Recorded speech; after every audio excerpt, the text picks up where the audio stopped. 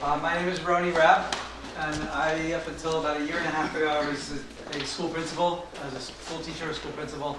Then I left and I joined a national organization that raises money for Israel.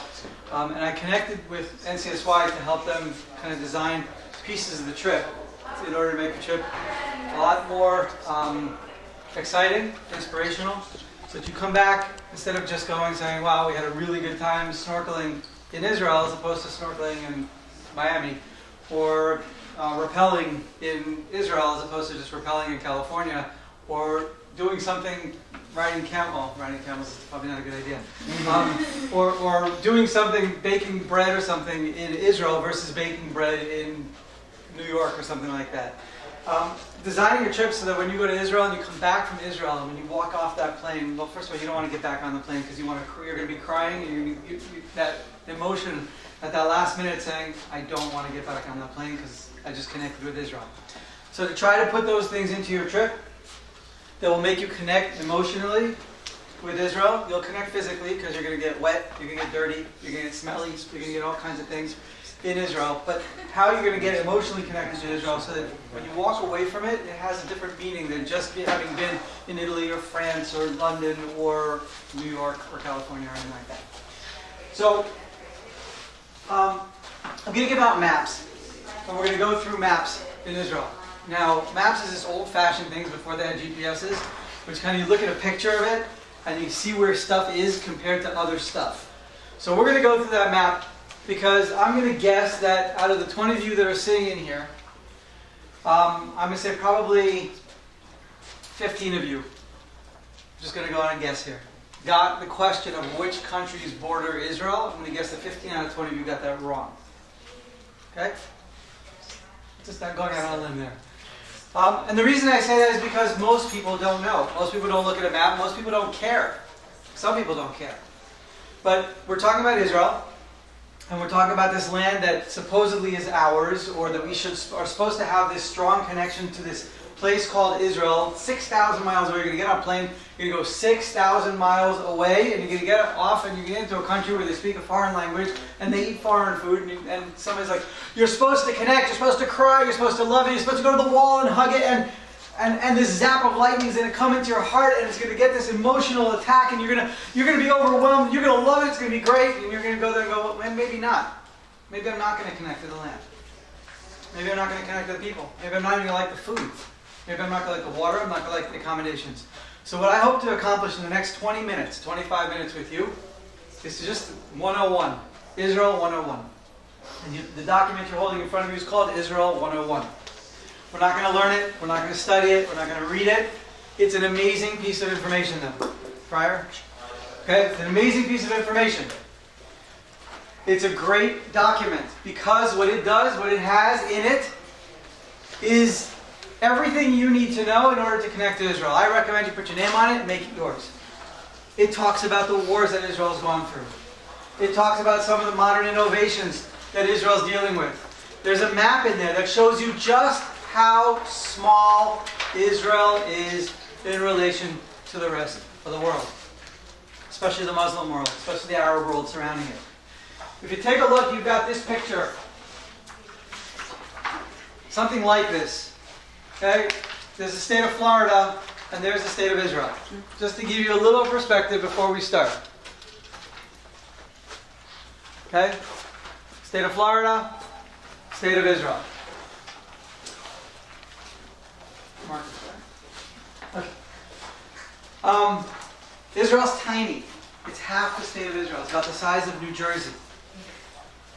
But how often is it in the news? Almost every day, right? Every day, 10 times a day. Israel's in the news. It's this little teeny country in the middle of the Middle East. And Israel is in the news almost every single day. Usually good stuff about Israel, right? No. They talk about the scientific innovations that Intel and Microsoft and IBM and Apple are investing billions of dollars in Israel, in the companies in Israel. No, but they are. Sometimes, right? If you're listening to the right news and you're watching the right stations. Do they talk about how Israel is at the forefront of medical breakthroughs of working on cancer research and trying to eradicate other diseases, Alzheimer's and other things that the Israeli researchers are working at the forefront and trying to cure diseases. You don't hear about that. What do you hear about? Terrorist attacks. What else do you hear about? Wars. What else do you hear about?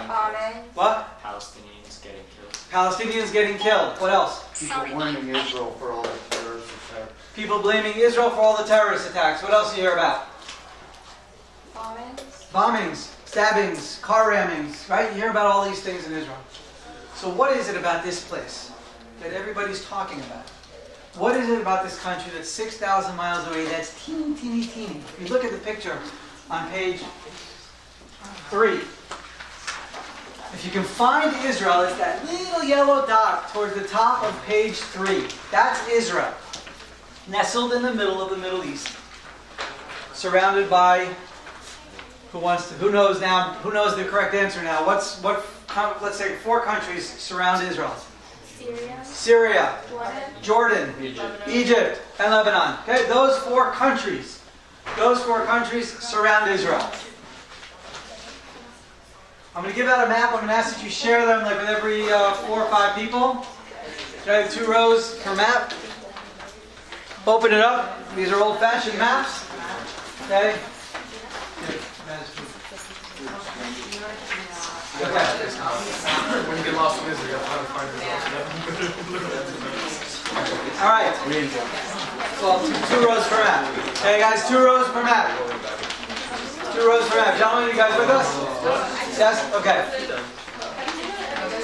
This, ladies and gentlemen, this side.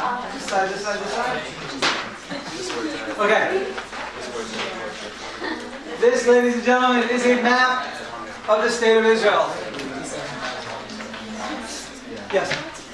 I think you can. Okay. Now, when you hold it up like this, it looks pretty big because it takes up the whole map. But on top of page 3 in your booklets, it tells you just how small. You see a graphic of just how small this is. And now that you know the 4 countries that surround Israel, you know that there's Syria and Lebanon at the north. In the north, there's Jordan to the east, and there's Egypt in the south, southwest. Okay? Southwest, Egypt, Jordan on the east bank. You have Syria and Lebanon in the north. Okay, so I have a question for you. If this is Israel, and east is over here, you know our geography, right? Never eat soggy wafers, waffles, okay, whatever. Okay. N-E-S-W, okay? North, east, south, and west. What is to the north of Israel? Lebanon and? Excellent. Lebanon and Syria. What is to the east of Israel? Jordan. What is to the southwest of Israel? Egypt. What is to the west of Israel? Egypt. What is to the west of Israel? Agua, right. You have the Mediterranean Sea over here. Israel's main water source is not that. You look at this little itty-bitty lake over here. Okay, it's called the Kinneret, the Sea of Galilee. That's Israel's main water source, right here. You guys are actually going to take... You are going to take a boat ride on this little water thing here. You are going to take a dip in this water body, which is called the Dead Sea. You are going to have a great time. Well, let's talk a little boring stuff for a second, if I may. Who knows, who here has ever heard the term the West Bank? Raise your hand. Don't say anything, just raise your hand if you heard the term the West Bank. Great. Okay. So again, to review. North, east, south, west. I want a brave soul to come up here and point, again, one more time, north, east, south, and west. I want somebody brave to come up here and point to the West Bank. Okay, come up. Come on over. Point to the West Bank. east side. Where would the West Bank be? Well, I think you're tricking me and you want me to point here, Okay? but It's called the West on Bank. the east side. This is Israel. The West Bank is on the east side? This one? That's the Sea of Galilee. But I don't see any other spot in the water. It's not a body of water. There's a place, an area in Israel called the West Bank. Okay, guys. Okay, what's your name? Stephanie says that the West Bank is up here on the east side of Israel. Okay, good guess, Stephanie. We'll let you know if you're right or wrong. Who else wants to come up and take a guess? This guy. Go ahead. Where is the West Bank? West Bank would be right here. The West Bank, that's the east side of Israel. Yeah, it's the West Bank of the Jordan River. Okay, the West Bank of the Jordan River. Thank you. What's your first name? Ben. Ben. All right, Ben correctly identified, no slight to Stephanie, but Ben is correct that the West Bank is on the east side of Israel. Okay, let's figure that out for a second. The West Bank is on the east side of Israel. So let's figure out what that is. If Jordan is on the east side of Israel, what would the West Bank belong to? Jordan, right? So if we say that this is the West Bank, which is right here, in this area over here, it's really the West Bank of Jordan. Does that area belong to Jordan? No. Why not? It's part of Israel. It's part of Israel. How do we know when did it become part of Israel? World War II. No, later than World War II, yes. In the close to the 70s. 1967. Okay, one of Israel's wars, unfortunately, one of Israel's many wars. Ladies? Okay. One of Israel's many wars that it fought was known as the 6-Day War. Milchemet Sheshet HaYamim. 6 days. 1967. Israel was attacked by how many armies? 5? All of them. All of them. Israel was attacked by Jordan, Lebanon, Syria, Egypt, Iraq, Saudi Arabia, everybody. They were sending weapons, and they were sending soldiers, sending armaments. Israel was attacked, and in 6 days, Israel pushed back the Jordanian army that way, the Egyptian army that way, the Lebanese and Syrian army that way, and Israel conquered what is now known as Greater Israel. Okay, so this West Bank is on the east side of Israel. Who calls it the West Bank? Think carefully. Who calls it the West Bank? Not just Jordan and not just CNN, but those are two really good examples. Palestinians. Who else would call it? If you had to create this big category, massive category of people in the world who refer to it as the West Bank. Non-Jews. Muslims, non-Jews, okay? What about Arabs, the world. America. Everybody who's east of it, okay? America. All right. Let me kind of narrow this down for you. It's basically anybody who feels that Israel should not be in that area, whether it is the Muslims or the Arabs or CNN or the Democrats or whoever you guys names throughout, okay? Anybody who wants to claim that Israel does not belong in this area known as the West Bank calls it the West Bank. Another term for this area is known as Judea and Samaria. Okay, Judea and Samaria. That is the Jewish name for this area. The Israeli media calls it Judea and Samaria.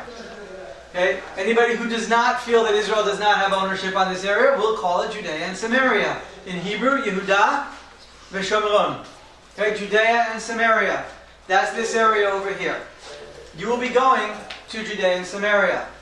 Now, not everybody thinks you should go to Judea and Samaria. They think that if you go to Judea and Samaria, what's your name? Aaron. If Aaron goes to Judea and Samaria, basically Aaron is saying that it's okay that the Jews are there. Well, that's a decision that Aaron and the rest of you are going to have to make. When you go there, you're going to have to go there with an open mind and say, do we belong there or do we not belong there? Should we be in Judea and Samaria, what the world refers to as the West Bank, or should we not be? And that's a decision, a conflict that you're going to have to sort through in your minds when you go to Judea and Samaria. Somebody else said, I said Judea and somebody said Gaza. Okay? Does anybody want to come up here and point to where Gaza is situated on the map? Go ahead, come on. What's your name? Eitan. Eitan. Where is Gaza on the map? Good. Excellent. Exactly where it is. Okay, very good. Okay, guys, here's where Gaza is on the map. Right here. Bordering with Egypt. Right here. Okay, bordering with Egypt. Right here. Okay, we got it? This is the before. He'll get the after. Okay, right here. Okay, Gaza. What happened about 10 years ago in Gaza? It was given to the Arabs It was given to the Arabs. Why was it given to the Arabs? because the world made us. The world made Israel give it to the Arabs. So why did the world make Israel give Gaza to the Arabs? Yes? For the two-way peace treaty thing. Good. To try another two-way peace treaty thing. Very good. What's your name? David. David. Okay? What happens when rockets get sent to you every day, one after the other, hundreds and hundreds of rockets? What would the average normal person, country do? They'd back down. That's what the average. Well, no. What would you do? You'd cry. Okay? They'd fight back. Shoot back. Okay. Israel was told, do not hold your fire. Don't do that. Okay? Instead of doing that, we have a different idea. Israel. What? Don't they shoot down the missiles? Okay, Israel, yes, created a system called the Iron Dome, which shot down the missiles. Okay? But it took a while, and that was like 10,000 missiles in. Right? But this area called Gaza was under fire, thousands of missiles, tens of thousands of missiles. And at some point, the world said to Israel, you know what would stop the fire? The missiles? What? If you give them Gaza, give it to them. They want it so badly. Give them Gaza. Let them create a country, a Palestinian nation in this place called Gaza. Give it to them. They're going to love it. And they're going to create it. You're going to have peace. That two-way peace that David was talking about. You're going to have it. So what did Israel do? Israel said, we're going to take all of our people out of Gaza. Exactly right. We're going to take all the people out of Gaza. And we're going to give it to the Palestinians. And they're going to start their own country. And we're going to have trade with them. And we're going to have peace with them. And what happened after Israel gave Gaza 10 years ago? There's more rockets. And they started to infiltrate with terrorists. They built tunnels underground to infiltrate into Israel. Israel said, we can't handle this. This is not okay. Okay? Israel took care of business, cleaned out a little bit of Gaza, and got their missiles to stop.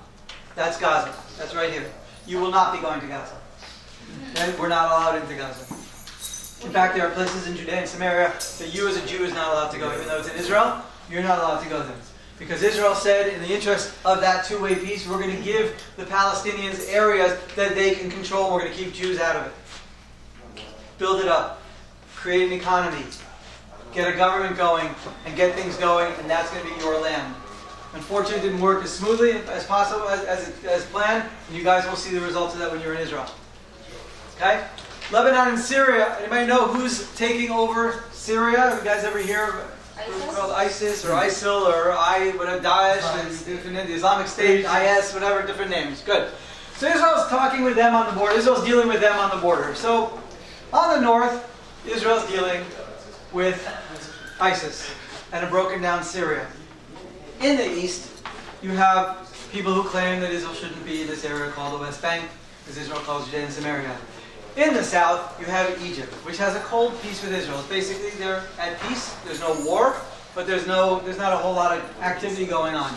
Over here, they have the Mediterranean Sea, where a lot of the of our cousins want to send us into this sea. Okay, you will have a chance to hopefully swim in that sea and see the beauty of that sea, but that's not where we want to go.